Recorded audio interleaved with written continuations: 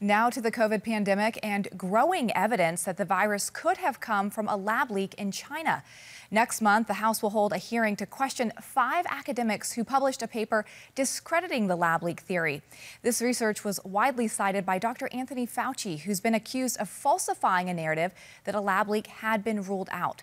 We're joined now by Representative Brad Wenstrup, Republican of Ohio. He's the chairman of the Select Subcommittee on the Coronavirus Pandemic, and he's also a medical doctor on the Doctors Caucus. Congressman, welcome to the show. It's good to see you. You have come out and said that the paper that Dr. Anthony Fauci came out with is one of the most egregious cover-ups of the pandemic. Why was Dr. Fauci so anxious to say that this did not come from a lab? Yeah, so let me clarify one thing. And Dr. Fauci didn't actually put his name on this article or piece, not necessarily a scientific report, but a piece called Proximal Origins. But what I can tell you from the internal documents that we have from those that wrote this report is that Dr. Fauci prompted it, and these are their words, and that Dr. Anderson said that, and he was one of the authors of Proximal Origins, he said, my focus is to disprove the lab leak theory. Well, why? This is early on. This is in 2020. So let's go through a little bit of a timeline if we can. You know, Dr. Anderson reaches out to Dr. Fauci the last day of January in 20, and he says, this thing looks engineered, and they have a phone call. Not long after that, on February 1st, Dr. Fauci reaches out to several people, but including his deputy staff, and he says, we've got to get together. But he has a phone call that I believe contained about 11 scientists that were on this conference call on February 1st, right after Dr. Anderson said this looks engineered.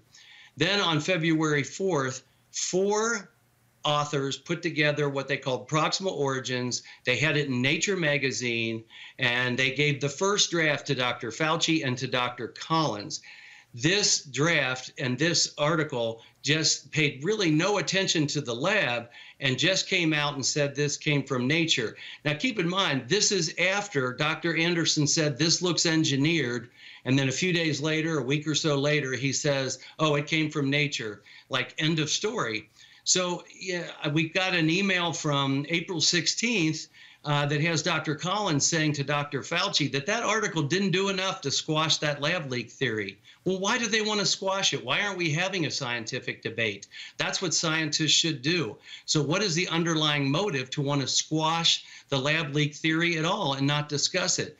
Then on the 17th, the next day, Dr. Fauci's on the White House lawn, and he comes out and he says, in seemingly definitive fashion, that this came from Nature, and I guess we're supposed to end that. So we have had transcribed interviews with the people that were involved with Proximal Origins, and we are going to have our hearing July 11th with them for everyone to see.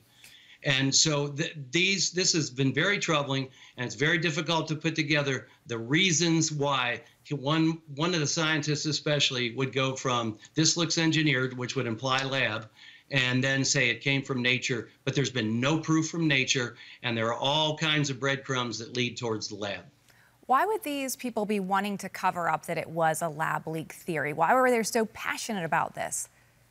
Well, that's what really needs to be answered. You know, what is the motive for taking such a strong stance rather than taking a scientific approach to it? You know, one of the things that I have concerns about is those that are saying it came from Nature, they may all be people that were getting grants from the United States government, and especially if they were getting grants to do coronavirus research in the lab in Wuhan. Maybe they want to dissociate themselves from the pandemic itself by saying it came from Nature, in spite of the fact that they were doing this type of research for some time.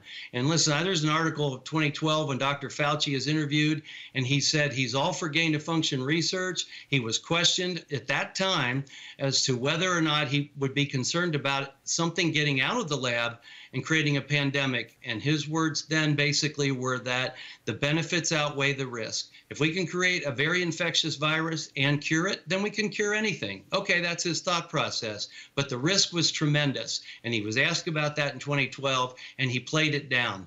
Well, why would we not want to look at a lab leak theory? This was conjecture back in 2012 that something like this could happen. And I think we need to continue to dig, and we are going to, and we will. And we know that under him, as the director of NIH, he actually gave money as well to EcoHealth Alliance, who was giving money to the Wuhan lab, taxpayer money that is. I do want to ask you before we let you go, Congressman, is your subcommittee trying to just expose this information? Or are you trying to hold these individuals accountable?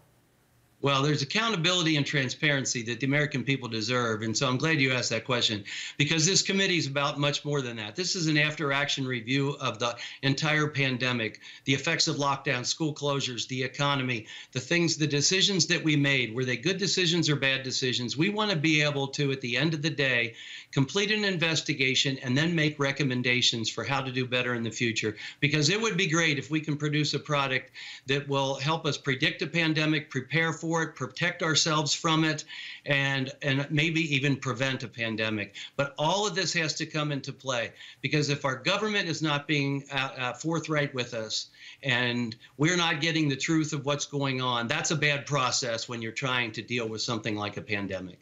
Congressman, Doctor, it's good to see you this evening. Thank you for what you're doing to expose these facts, or try to expose these facts. We'll have to check back with you after the hearing. You got it. Thank you. All right. Happy 4th.